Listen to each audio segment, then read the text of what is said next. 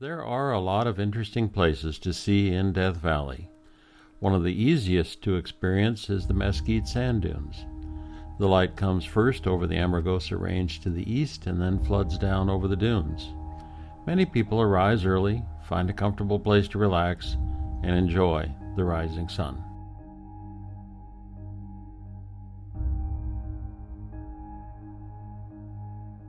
About 20 miles away, another day brings sunrise at the very popular Zabriskie Point. The sun rises over the Funeral Mountains. The light then slowly reveals the variegated rock and soil structures to the east of Zabriskie Point.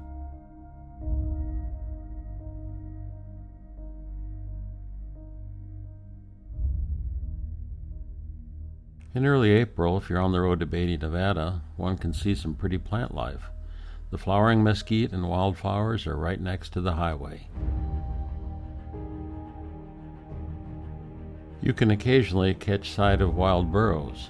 They are descendants of animals that got away from the early settlers. At Furnace Creek, the price of fuel is fairly remarkable. At Beatty, 40 miles away, the same fuel is half the price.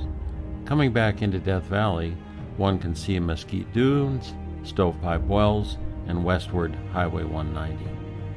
This is Dante's view. In Star Wars, Obi-Wan Kenobi looked down onto Mos Eisley Spaceport, added to the scene you see here, and said, "You will never find a more wretched hive of scum and villainy." It's not that kind of place today. The white stripe at the lower middle frame here is the pathway at Badwater leading out into the salt.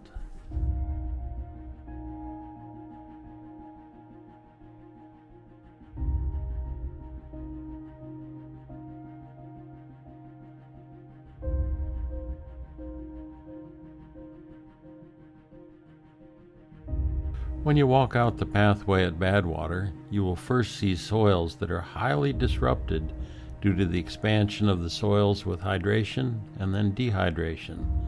The amount of upset is quite unusual. As you go further out away from the parking lot, the soil becomes almost completely salts.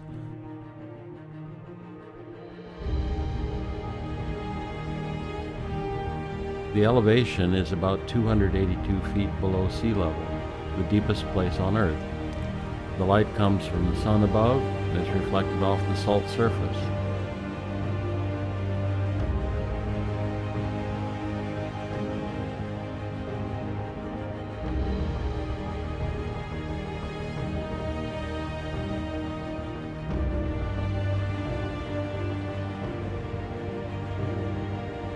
On this spring day morning, it is not yet sweaty warm. In the middle of summer, it is truly hot.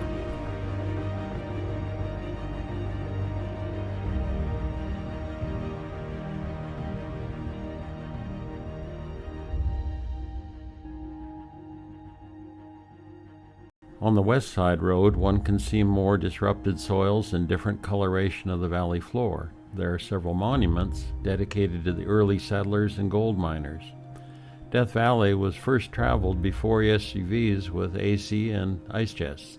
The Bennett's Long Camp Monument tells a story of perseverance.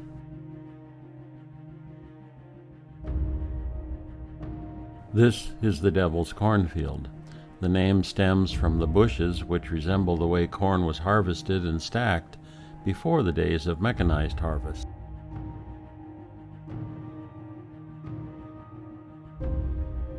Here are two shots of Mustard Canyon with its yellow-green soils.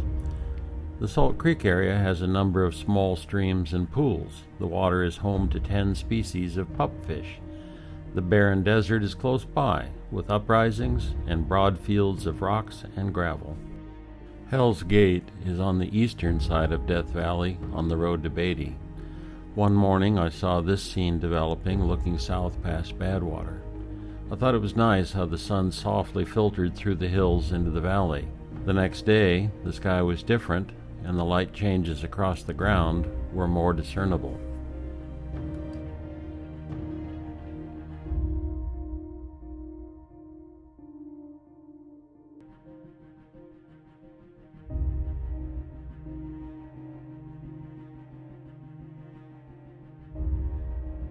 The upper end of the road to Titus Canyon was closed due to storm damage, so I went to the exit end and hiked in.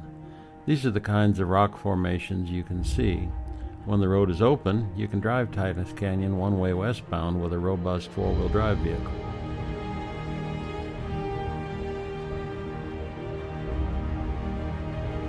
This is the Ubehebe crater near the end of the day. The shadows are long and the colors are soft.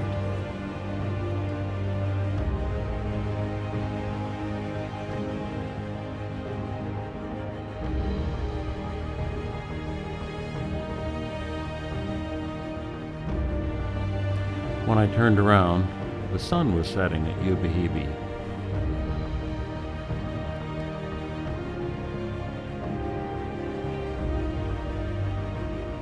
Driving back from Ubehebe, I caught a bit of the Milky Way. At the western edge of Death Valley is Father Crowley Point. The view here is to the east with the Panamint Mountains in the background. The Panamint Valley is in the mid-frame.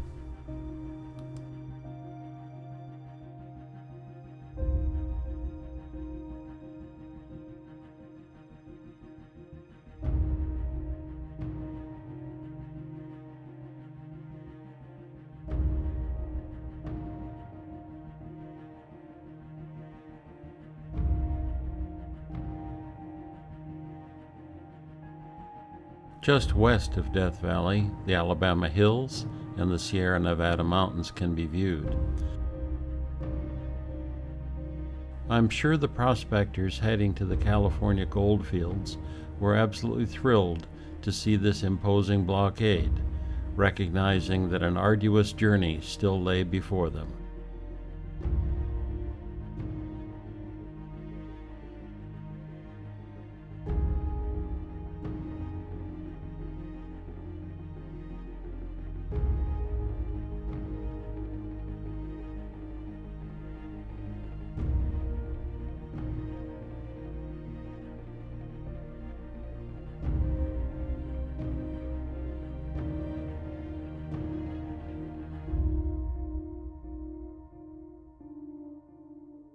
A genuine pleasure for this trip was visiting Ibex Dunes. The road passes by brush-filled desert, dune-like hills, and the Saratoga Springs. There were some little critters and some new friends. The dunes are infrequently visited, and this day was no exception. We were the only ones there. We climbed 300 feet to the top of one dune, and the view was wonderful. You can see the sculpted dunes with colorful hills behind. The petals from flowering mesquite blew even to the top of the dunes. The dunes, wonderful weather, and new friends all combined to make the day truly special. We began with sunrise at Mesquite Dunes, so it's fitting that we end with sunset at Mesquite.